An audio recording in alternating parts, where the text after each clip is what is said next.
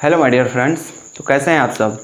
आइए तो आज आप लोग को बताते हैं त्रिकोणमिति, जिसमें आपको बताना समझाना ये है कि त्रिकोणमिति क्या है, कैसे उसका सॉल्यूशन होता है और किस प्रकार का क्वेश्चन देता है।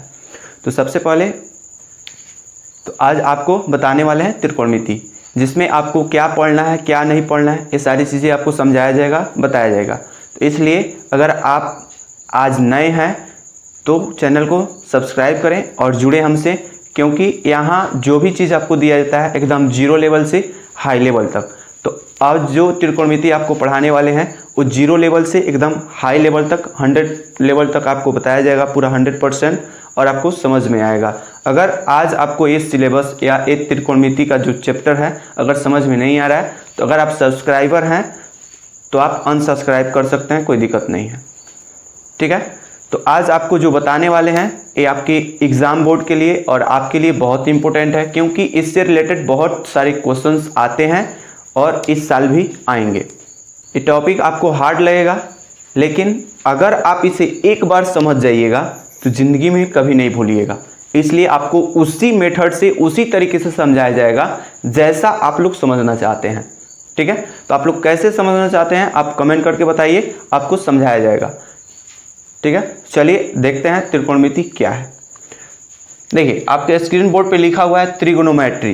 त्रिगोनोमेट्री का मतलब होता है तीन कोणों का माप, जिसमें एक ट्रायंगल होता है, ट्रायंगल यानी कि त्रिभुज, उसमें तीन कोण होते हैं या तीन भुजाएं, तीन कोण तीन भुजाएं, तीन भुजाओं का माप या तीन कोणों का माप त्रिगोनोमेट्री कहलाता है। जैसे कि आप देख सकते हैं, और वो त्रिभुज कैसा होना चाहिए, समकोण त्रिभुज होना चाहिए। समकोण त्रिभुज क्या है ये जान लीजिए, जिसका माप, जिस कोण का माप 90 डिग्री हो, 90 डिग्री, वो समकोण त्रिभुज होता है, ठीक है। जिस कोण का माप 90 डिग्री होता है वहीं समकोण त्रिभुज होता है। अब समकोण त्रिभुज का आकार कैसे होता है, उसकी आकृति कैसे होती है, इस पर थोड़ा ध्यान दीजिए। देखिए ये आपका एक समकोण त्रिभुज है, ये आपका एक समकोण त्रिभुज है और ये यहाँ लंब है, तो ये पूरा 90 डिग्री है। जो भी आप मार्क लीजिए, जैसे कि ए बी सी डी हम लेते हैं, अगर आप यहाँ ए लेते हैं तो ये बी है और ये सी है। एक समकोण त्रिभुज है ए बी सी। अब इसमें कौन क्या है इस पे ध्यान दीजिए। ए जो है, ए परपेंडिकुलर यानी कि जिसे हम लंब कहते हैं, जिसे पी द्वारा सूचित किया जाता है, इसको बेस कहते हैं, आधार जिसे बी द्वारा सूचित किया जाता है, और इसे कर्ण कहते हैं। क्या, कर्ण, जिसे एच द्वारा सूचित किया जाता है, ठीक है। तीनों भुजाओं को ध्यान से देखिए, सबका अलग अलग माप है। ये लंब है, ये आधार है और ये कर्ण है। इससे जो फॉर्मूले निकल के बाहर आते हैं, कई प्रकार के फॉर्मूले आते हैं, जिस प्रकार का क्वेश्चन होता है उस प्रकार का फॉर्मूला अप्लाई किया जाता है। तो कई प्रकार के टाइप है। टाइप नंबर देखिएगा, टाइप फर्स्ट। पहले टाइप में आपको क्या करना है, अगर मान लीजिए कि किसी ट्रायंगल, किसी त्रिभुज में, यानी कि एक समकोण त्रिभुज में अगर दो भुजा दिया है, अगर तीसरी भुजा आपको पता नहीं है, यदि देखिएगा पहले टाइप में, यदि समकोण त्रिभुज में दो भुजाएं हैं, दो भुजाएं हैं, तो तीसरी भुजा कितनी होगी, तो तीसरी भुजा क्या होगी। अगर मान लीजिए कि इसमें दो भुजा है, चलिए यहीं से शुरू करते हैं। दो भुजा लंब और आधार, दो गो भुजा है लंब और आधार, तो तीसरी भुजा कितनी होगी, तीसरी भुजा कितनी होगी, तो तीसरी भुजा क्या है, तीसरी भुजा यानी कि कर्ण, तीसरी भुजा कर्ण बराबर, तीसरी भुजा कर्ण बराबर क्या होता है, √अंडर लंब स्क्वायर जोड़ आधार स्क्वायर।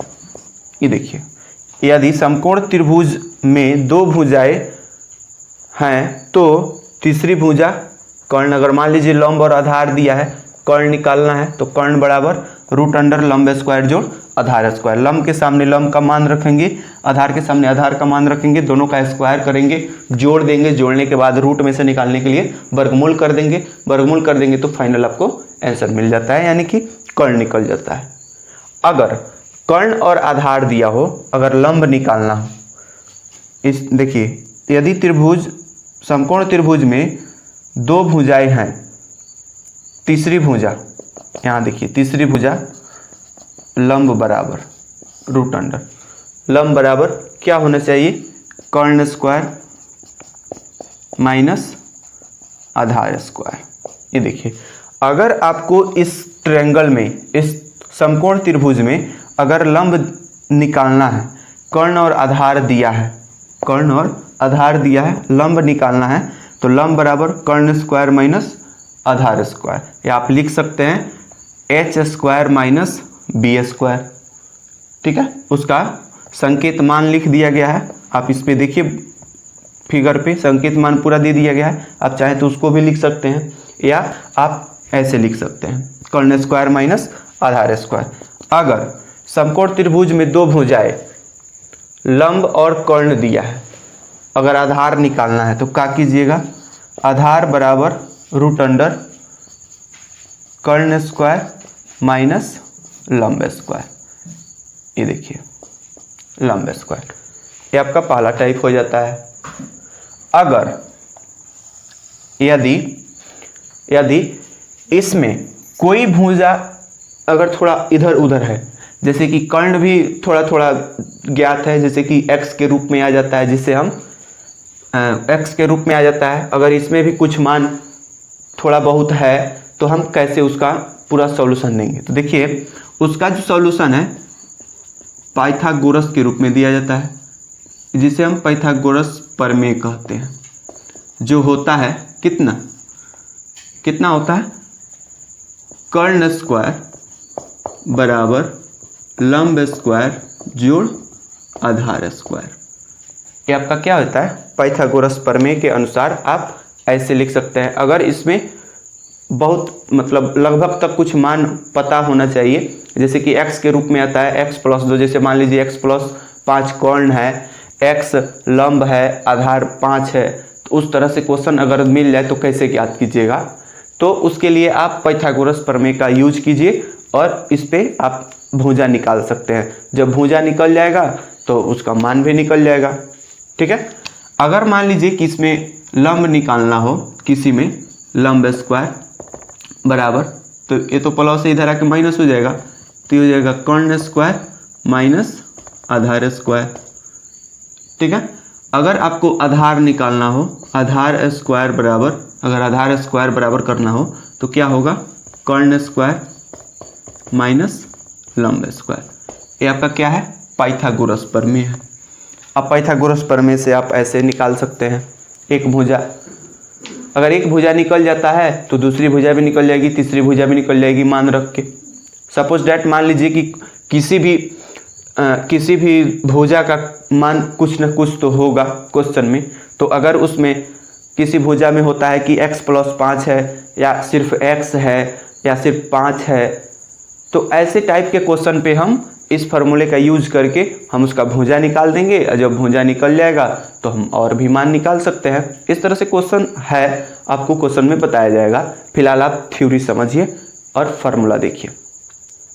ठीक है, तो ये आपका सेकेंड टाइप मान लीजिए सेकेंड टाइप हो जाएगा आपका, टाइप 2, ये सेकेंड टाइप हो जाएगा।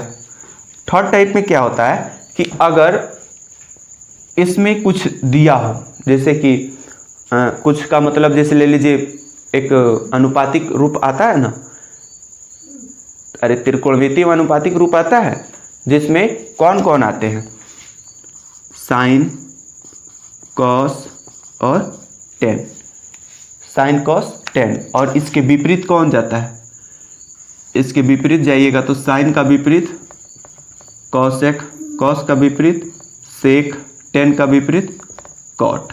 थीटा के स्थान पे कुछ भी हो सकता है, थीटा थीटा थीटा, ए ए ए, इसके स्थान पे कुछ भी आ सकता है, क्योंकि ये कोण है, यहाँ जो होगा वो कोण के रूप में आएगा, तो ये थीटा मान लीजिए, थीटा ही रहने देते हैं थीटा, तो साइन थीटा फॉर्मूला है साइन थीटा बराबर एक समकोण त्रिभुज है साइन थीटा यानी कि ए पूरा 90 डिग्री है, साइन थीटा बराबर क्या लंब बटा कर्ण, फार्मूला होता है ना साइन थीटा बराबर क्या होता है लंब बटा कर्ण।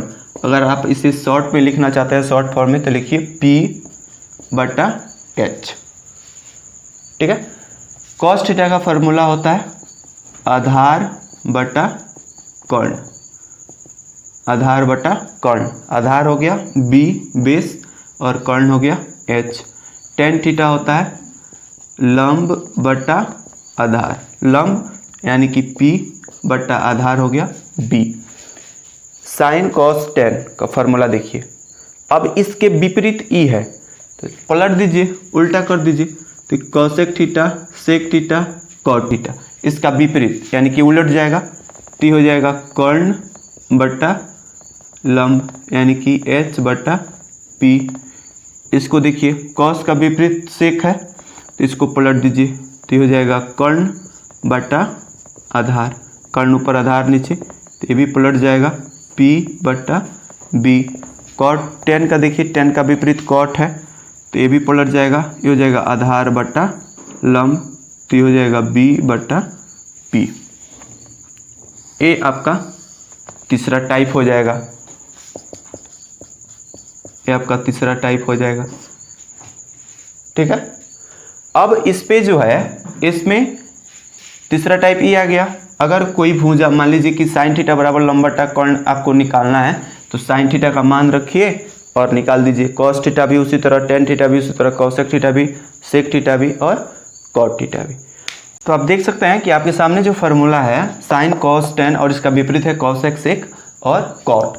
इसमें जो आप देख रहे हैं जो फार्मूले हैं इसको आप एक ट्रिक पे भी याद रख सकते हैं, ये बहुत पुराना ट्रिक है, बहुत टीचर्स भी बताए होंगे आप लोगों को, आज हम भी आप लोगों को बता दे रहे हैं कि ये जो देखिए जो अनुपातिक है, पहला अनुपात ऊपर है और दूसरा अनुपात नीचे है, जैसे P P B B और AP, तो इसको क्या कहेंगे पंडित बदरी प्रसाद, इसको पढ़ेंगे पंडित बदरी प्रसाद। और इसके अनुपातिक जो देखिए जो इसके नीचे है H H B, इसको तीन ऐसे बांट दीजिए यानी कि पंडित बदरी प्रसाद हर हर बोले, पंडित बदरी प्रसाद हर हर बोले, तो ये हो जाएगा आपका साइन, ये हो जाएगा कॉस और ये हो जाएगा टेन। अब इसके विपरीत जब कीजिएगा, इसके विपरीत जब इसके विपरीत जाइएगा उल्टा तो क्या लिखिएगा H H B P B P, ये देखिए यानी कि हर हर बोले पंडित बदरी प्रसाद। इसके विपरीत जब जाइएगा तो क्या लिखिएगा हर हर बोले पंडित बदरी प्रसाद, तो ये हो जाएगा आपका कौन H बटा P कौशिक का, ये हो जाएगा आपका सेक का सेक, ठीक है। यहाँ थोड़ा देखिएगा, यहाँ जो कॉस थीटा का मान है, कॉस थीटा का जो फार्मूला है आधार बटा कर्ण, ये है आपका P बटा H है, यहाँ हो जाएगा कर्ण बटा आधार यानी कि कर्ण हो गया आपका कौन कर्ण हो गया H और आधार B, वहाँ गलती से P लिखा गया था। तो आप देख सकते हैं कि कॉस का जो है वो हो जाएगा H बटा B और कॉट का हो जाएगा B बटा P, देखिए है कि नहीं B बटा P, तो इसका विपरीत हो जाएगा यानी कि पंडित बदरी प्रसाद हर हर बोले पंडित बदरी प्रसाद। आप चाहें तो इस तरह से आप इसे याद रख सकते हैं, ये आपका साइन कॉस और टेन सेक कॉसेक सेक और कॉट, इस तरह से फॉर्मूला हो सकता है, ठीक है। तो ये तीनों टाइप आप देखिए, याद कीजिए और समझिए, क्योंकि बगैर फार्मूला का आप एक भी क्वेश्चन सॉल्व नहीं कर सकते हैं और ना ही आपको समझ में आएगा। इसलिए अगर आप बढ़िया से समझना चाहते हैं तो आप इसे याद कीजिए और याद रखिए, ठीक है। तो आप इसे याद कीजिए और नोट कीजिए। तब तक के लिए हम आपसे मिलते हैं अगले वीडियो में अगले टाइप के साथ। वीडियो को देखिए, लाइक कीजिए अगर आप नए हैं तो सब्सक्राइब कीजिए और शेयर ज़रूर कीजिए। धन्यवाद।